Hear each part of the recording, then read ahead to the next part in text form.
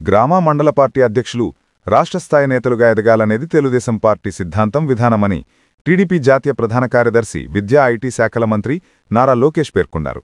Mangalagiri TDP కేంద్ర కార్యాలయంలో రాష్ట్ర వ్యాప్తంగా మండల పార్టీ అధ్యక్షులు ప్రధాన కార్యదర్శులకు శిక్షణా తరగతుల్లో భాగంగా నిర్వహించిన కాఫీ కబుర్లు కార్యక్రమంలో ఆయన వారికి దిశానిర్దేశం చేశారు. మంత్రి లోకేష్ మాట్లాడుతూ తెలుగుదేశం పార్టీ అనేది ఒక యూనివర్సిటీ లాంటిదని 2012లో మంత్రి నిమ్మల రామానాయుడు మండల పార్టీ అధ్యక్షునిగా పనిచేశారని గుర్తు చేశారు. గ్రామ మండల పార్టీ అధ్యక్షులు రాష్ట్ర స్థాయి నేతలుగా, ఎమ్మెల్యేలుగా, మంత్రులుగా, ఉప ముఖ్యమంత్రులుగా పనిచేయాలనేది పార్టీ విధానమని తెలిపారు. మనకు గుర్తింపు, గౌరవం దక్కుతున్నాయంటే కారణం తెలుగుదేశం పార్టీ. పార్టీ అనేది సుప్రీం, ఈ విషయాన్ని విస్మరించకూడదని హితబోధ చేశారు. వైసీపీ 5 ఏళ్ల రాక్షస పాలన ఎలా ఉందో చూశామని, గతంలో ఒక్క అనంతపురం జిల్లాలోనే 67 మంది టీడీపీ కార్యకర్తలను హత్య చేశారని ఆరోపించారు. మనం సైకో జగన్మోహన్ రెడ్డితో పోరాడుతున్నామనే విషయాన్ని గుర్తుంచుకోవాలని, అందరం ఒకే లక్ష్యంతో కలిసికట్టుగా పనిచేయాలని, అప్పుడే విజయాలు సాధిస్తామని పిలుపునిచ్చారు.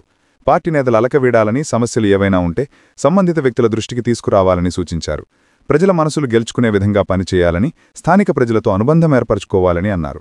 అహంకారం వద్దని, మనం ఎదిగే కొద్దీ ఒదిగి ఉండాలని సూచించారు. కూటమి ప్రభుత్వం చేపట్టిన అభివృద్ధి, సంక్షేమ కార్యక్రమాలను ప్రజలకు వివరించాలని, దేశంలో ఏ రాష్ట్రంలో కూడా ఈ స్థాయిలో పెన్షన్లివ్వడం లేదని తెలిపారు. ప్రతి ఒక్కరూ మై టీడీపీ యాప్ డౌన్లోడ్ చేసుకోవాలని, యాప్ ద్వారానే పార్టీ కార్యక్రమాలను సమన్వయం చేస్తామని చెప్పారు.